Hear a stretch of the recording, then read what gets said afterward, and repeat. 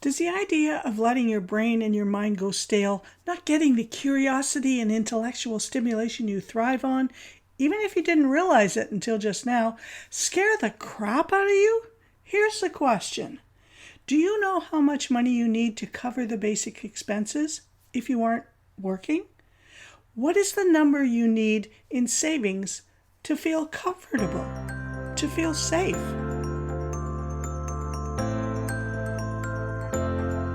You're listening to Your Money, Your Business, the podcast with me, Debbie Colburn. I'm a small business expert and a former professional accountant turned money mindset guide. And I am obsessed with helping you achieve all those things you've dreamed of and thought were out of your reach, with helping you figure this money stuff out. My goal on this podcast is to help you break the cycle of feast or famine with your cash flow and to help you grow your wealth and sustain it over the long term. We dive deep, we get real, and we get raw, discovering and exploring what is really possible for you and letting go of all those things that are holding you back.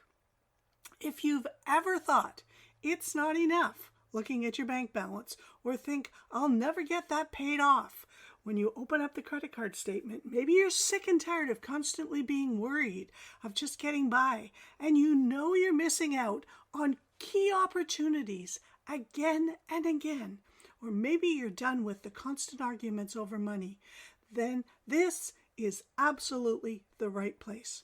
We'll bring you a whole new way to look at money, profit, cash, wealth, tackle the challenges, share the ideas, the tips and the tactics and the strategies, and get you connected to the right resources. Think of this as your weekly prescription of money mastery development and leave the hard work up to me. No matter what's going on in your life right now, I've got your back. Ready? Buckle up, take a deep breath, and join me in a conversation about breakthrough to the next level. Welcome to episode 113, where I'm going to be throwing some things at you to consider about retirement and about what you think about retirement, and yes, about unretiring. There's one thing in the world that's pretty much everyone looks forward to, regardless of your age. Whether you're a millennial, whether you're a Gen Z, a Gen X, a boomer, any of those things. It's retirement. What does that mean to you? What does it look like? And when it happens in today's world is different for every single person. You know, there are people retiring at 32, 42, 52, 62, 72, 82. And there are some people just that never simply traditionally retire. If you're under age 50, it might actually feel like a horrible thing that I'm talking about retirement because of what you've experienced and seen in your family, your friends, or in the media. Now, there are various definitions of retirement, like no longer being part of the workforce and living off your savings and investments, or a withdrawal from one's position or occupation, or from active working life. That's depressing, right? The act of leaving your job and stopping working, usually because you're old, like, wow, holy crap. Are you finding that as mega depressing as I do? There's something that you probably don't know about me, is that I actually built my life upside down because I did not want to ever get to that position that I saw people around me. You know, I'm 67, so I was watching people in the traditional retirement mold, and I did not want to get to be 60, 65, 70 and having to do what we're going to talk about in this episode and not being physically able or mentally able or whatever, or constricted by my income to be able to do the things that I wanted to do. So I literally built my life in reverse.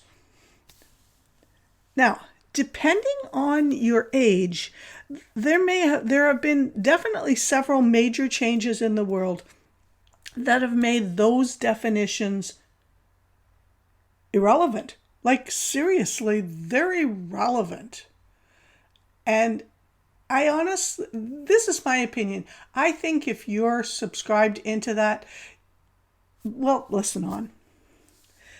Have you ever heard the old term 40, 40, 40? Work for 40 years, for 40 hours a week to retire and live on 40% of your pay?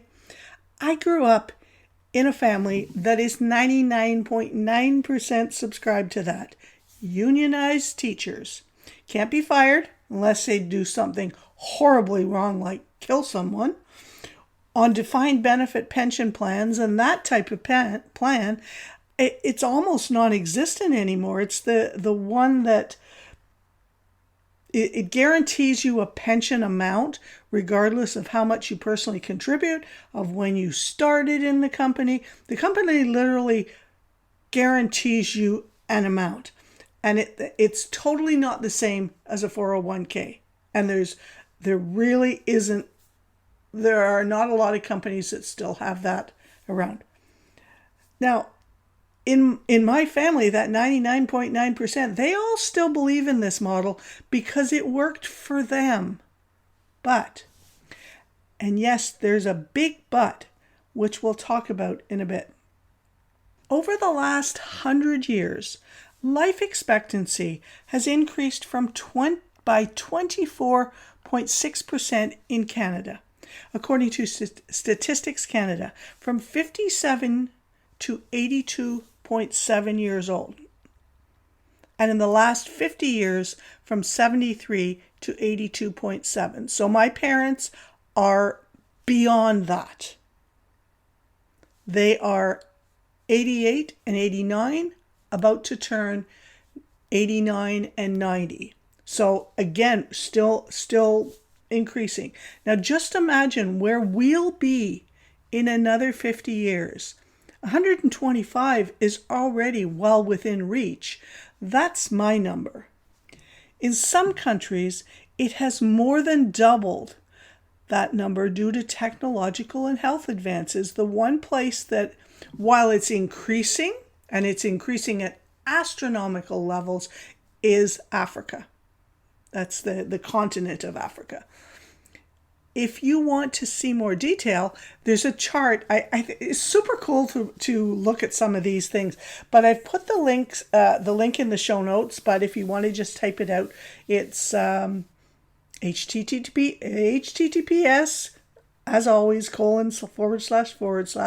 ourworldindata.org/life-expectancy.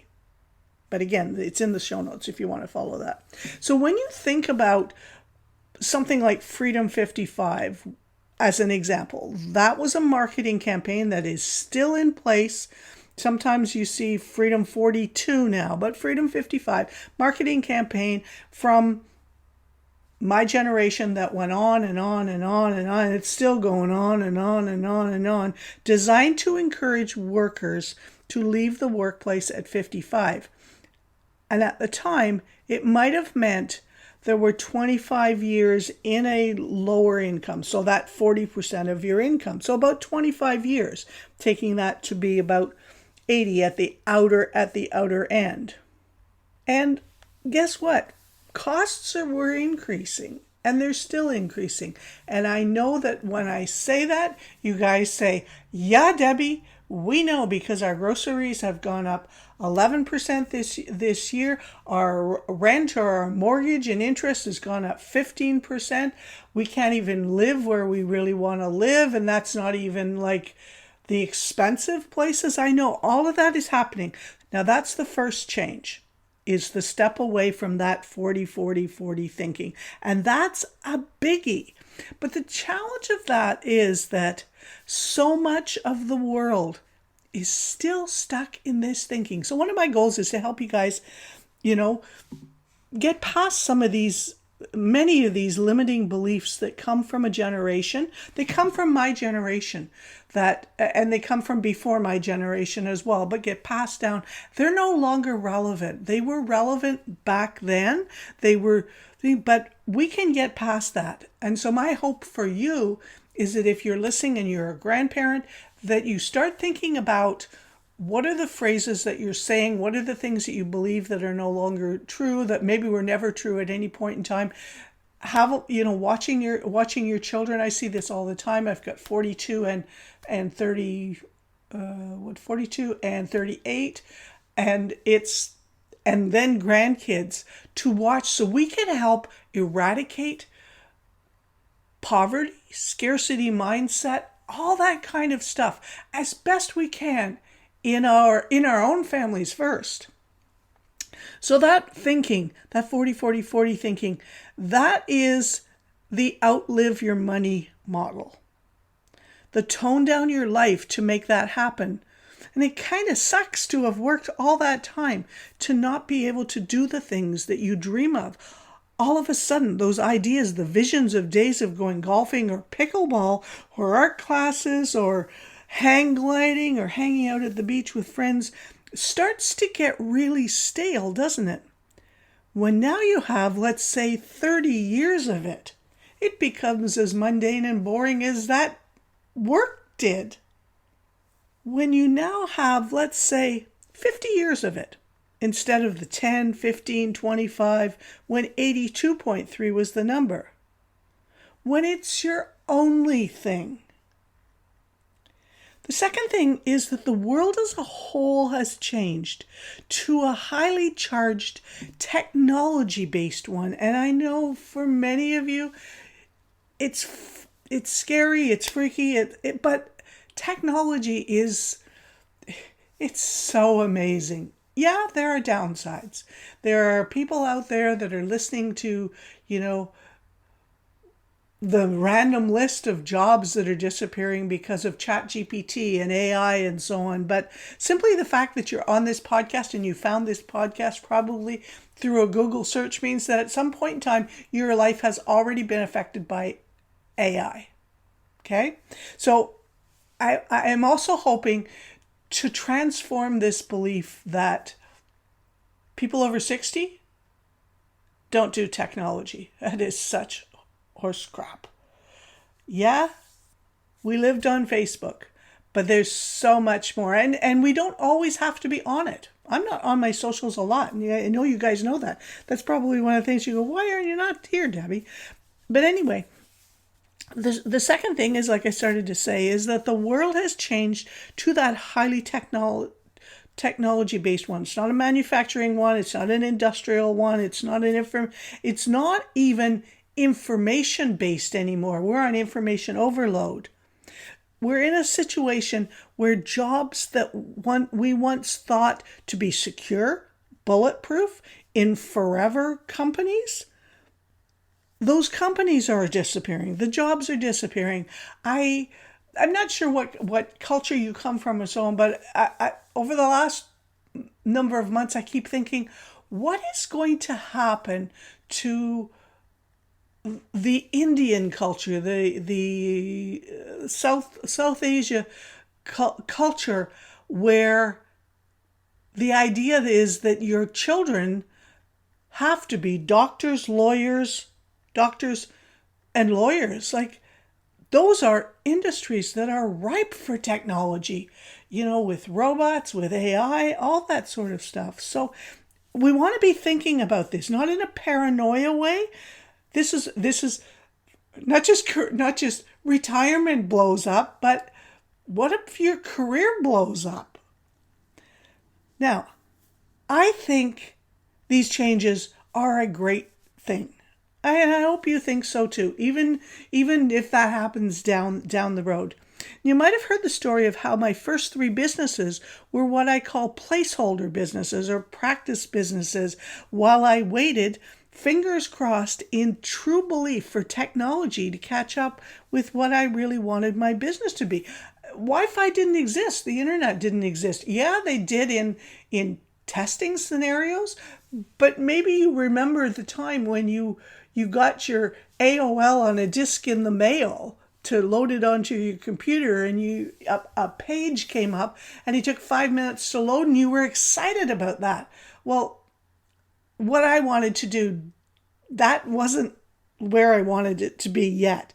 And you needed to be plugged into something and you couldn't get the Wi-Fi. Yeah, I'm 67. There are things that you can't even imagine. I even had one of those brick-sized cell phones in my car with a hardwired antenna on the top.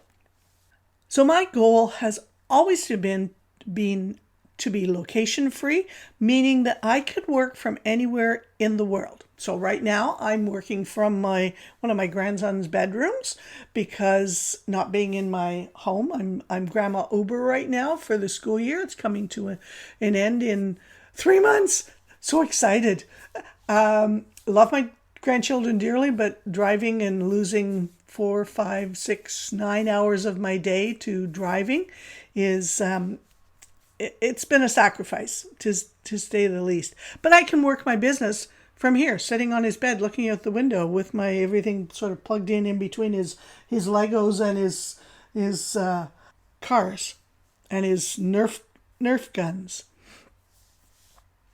The second was time-free, meaning that I worked on my own schedule when I wanted to, not answering to anyone else on that. That's a little bit of my entrepreneurship in there, and on far less hours per week, like 25 maximum. In a little bit of a side note here, one of the things I've been talking with in a coaching group that I'm in is my resistance to putting in long days. And I'm kind of in a little bit of a limbo right here because I know that in the early days, and this is a new business, relatively new offshoot of my business, is I know that in the early years, in the early days, you're still, doing things on your own, and the people who help me in the other business aren't appropriate for this particular one, and so on. But as a boomer in the 80s and 90s, when overtime and these 14, 15, 16-hour days, 6-day, 7-day weeks were like a badge of honor, and in order to keep your job, you had to be doing that. That I didn't realize was so ingrained in me, and I've said to my mom a number of times that lifestyle almost killed me, and that's the reality is it did. From the inactivity, from the stress of not being able to do what really lit my heart up, to be able to travel. So my fitness and my wellness had always been tied to 5 weeks off, going climbing, totally disconnected from everything. And yet it was such a stressor to get that time off consecutively, not weekend after weekend after weekend. So that's number 2 of my list. And maybe this sounds I'm rambling a little bit here, but maybe that sounds a little bit familiar. But that's been my goal since my early 30s, over 35 years, and it really only started. I started to see the potential and what could happen around 2008-ish. And it took me from that time another 5 years to make the full switch to the first of several business models, online hybrid business models, to find what worked for me. I cannot imagine, because I was 55 at the time. I cannot imagine walking away from that, having some money and going, okay, this is all I have, and I have got to protect it with my life. So I can't do this and I can't do this. And every judgment that you make is made through a lens of this is the pot or this is the pie, and that's all there is. So I'm hoping to help you step away from that. So my question is, where will we be in another 10 years? It's such an exciting concept if you allow it to be. When you look at your savings and your investments, what do you feel inside your body? Do you see all your hard-earned dollars going down the drain? Or do you see opportunity? Do you look forward to the next years with excitement at what you can learn, create, experience, not just for you, but for others, without the pressure of driving a bottom line for some large corporation? No. I'm not talking the volunteer route. That, till recently, was the domain of the retiree. I think that's great. I want to make sure you guys understand it. I'm not talking about giving up volunteering, gratitude, giving, all that sort of stuff. And there's a reason why it peaks as as people get older, because it doesn't cost anything. At least they think it doesn't cost anything. Your time always costs something. But I want that to be a choice, not a, oh, now I have time, now I have to fill it up with something. Does a funky side hustle appeal to you? Generating an extra $1,000 a month, or $1,000 a week, or maybe even $1,000 a day? Does the idea of a new business interest you? Going back to school, does the idea of letting your brain and your mind go stale, not getting the curiosity and intellectual stimulation you thrive on, even if you didn't realize it until now, scare the crap out of you? Here's a question for you. Do you know how much money you need to cover the basic expenses? What is the number you need in savings to feel comfortable, to feel secure? Would you like help to figure that out and to understand some of the thinking behind it? And maybe tweak that or change that or modify that a little bit to be a little bit more helpful? Have you considered a move to another country in retirement? In December of 2018, I typed, "Where is the cheapest place in Canada to live?" Honestly, I am embarrassed to share that.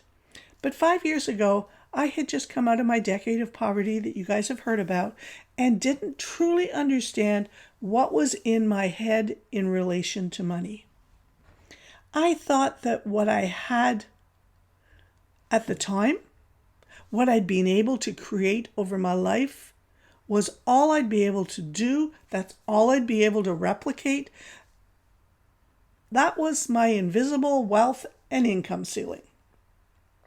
And every once in a while, it pops back. I can tell you, when you start working on money blocks and mindset and beliefs that you have and so on, it doesn't just go boom and they're all gone. They typically come back, especially when you're in a family like mine, where everybody is at that. It's like a ceiling on steroids.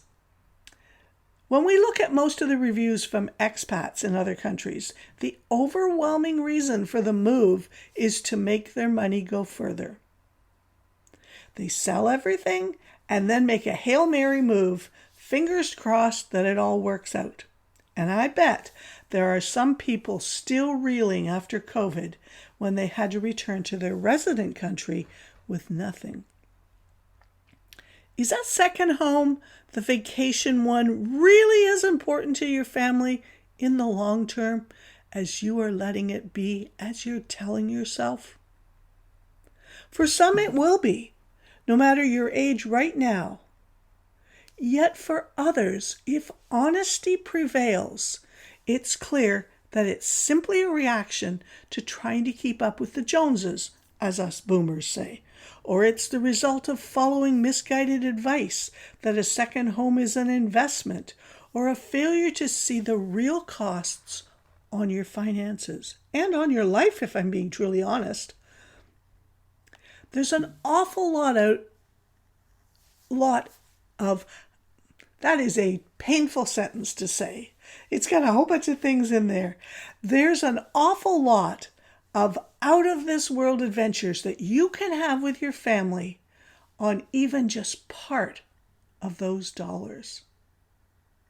You can't take it with you. It's an investment for my kids. Our family will use it for years in the future. All things people say to justify it. What if it was split into an investment legacy fund and something else, leaving part of it for your kids or whomever you want? What if it loses its value? The number of times I've watched things that my dad collected peak and then totally tank on value is beyond sad. He's He's a little bit of a hoarder, not so much anymore. He's learned something which I think is fantastic, and I just want to share this right now. My daddy's going to be turning 90 in July, and the very first time he did a clearing of one of the buildings of his stuff, it was like watching every episode of Hoarders. The emotional turmoil in him, and we would put stuff in the donate pile, and if it didn't go into my car right away and right to the donation place, which had to be outside of his circle of places because he does a circle of all the ones every day, I knew it would be right back in. But that's emotional attachment. That comes from having grown up in World War II, where things were truly scarce. But as long as Putin and his flunkies don't do something crazy, and Donald Trump and his MAGA gang don't do something crazy, in our lifetimes we likely won't see that again. Remember Stone Crocs? The gray ones, they're modelly gray with blue lettering. There were pictures or words and stuff. They look like big water jugs that you'd see in a country kitchen in design magazines. Or how about what we call boomers? I don't know what everybody else calls them, but the McMansions. Do you really need a 3,000 to 5,000 plus square foot house? Or better yet, a question to ask yourself is, why is this so important to me? Am I buying into real estate as an investment? Yeah. But again, just like my dad's Stone Crocs, you can see right now with millennials, there is no desire to have a big McMansion. So, and I've watched McMansions get torn down. I've watched them be cut in half. It really is a question. Honestly, ask any child years later who grew up in a 3,000 to 5,000 or plus square house, and they will likely tell you that they would rather have had more connection and experience time with their family. All questions to ask yourself. So if you're watching your retirement funds, which you should not really be doing every day or week even, and you're thinking, oh my God, there goes all my retirement plans, let's reframe that. How about, this is my chance to reset, figure out today, this week, this weekend, what is truly important to me and my family over the next 5 to 10 years. And to start getting a bit more in control of what's behind that catastrophic thinking. Oh my God, I'm going to lose everything. And yeah, the media is not helping you. So if you're finding that you're opening up CNN or the news, your local thing and whatever, and the first things that you're noticing is that doom and gloom, then please, I implore you to stop doing that. Take a break from it. And just turn it off. There's so much more in the world because you are not in control of that. There are governments in control of that. There are various things. Do I encourage you to hands off on many things? Not very often, but there are things that you can control and things that you can't control. Yeah, have your voice. But if you're repeating all the time, you're saying, to everybody that you're talking to, there goes my retirement plans, I'm losing money every day, then that's what's going to continue to happen because your attention is all focused on that. How about in the last 2 years, I want to share something with you guys. I've had a radical shift on that in this area, and I hope that you can start that shift as well. And that used to happen to me. I would say, okay, well, I've been able to add a certain amount to my portfolio, and now all that gain is gone, and it became incredibly frustrating for me and worrisome. And eventually, pre my decade of poverty, I just stripped it all out. And I said, screw this. If it's just going to lose, why bother? And that's so many people fall into that trap, or they think, well, I only have $25 a month to put in here. I'm 50 and whatever. It's not worth it. Yes, it is. Right now, it's incredible. You have the opportunity, even with $10, to start creating some wealth. And if you're seeing it go down, that's great. If you have extra kicking around, plunk a little bit in, because there is value to what Warren Buffett says and the various different investors about buying when it's low. And it goes low every 2 days, and it's lower now. So everything I'm talking about, okay, as far as helping you shift, is in our free 4-week course, Radically Boost Your Money IQ. And that literally is a compilation of everything. It's 20 days of a short exercise every day that over the span of time has helped me. And you will see a radical shift in how you think about your money and the behaviors that you have. And I guarantee you, it will help you. So remember, I'm a former professional accountant who had a client with a $6 million portfolio back in the 1980s. And that $6 million back then that tanked on Black Monday in 1987. And I can recall the effect that it had on him. You know what that was? Nothing. And I kept thinking, what the hell? How is he not even fazed by this? And now I know. Because he was not emotionally attached to it. And he knew that it would just bounce right back. So I really want to encourage you guys. I know I just mentioned the Radically Boost Your Money IQ. It is a fantastic course. It is built for you from your feedback.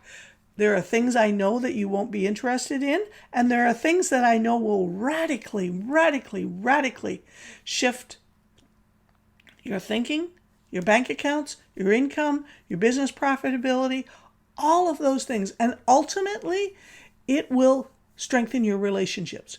Because if you and your partner, if you have a partner, whether it's husband, wife, whatever, do it together or separately and then come together, it is going to shift everything. Because we all know that the reason that the majority of relationships fall apart is because of financial stress.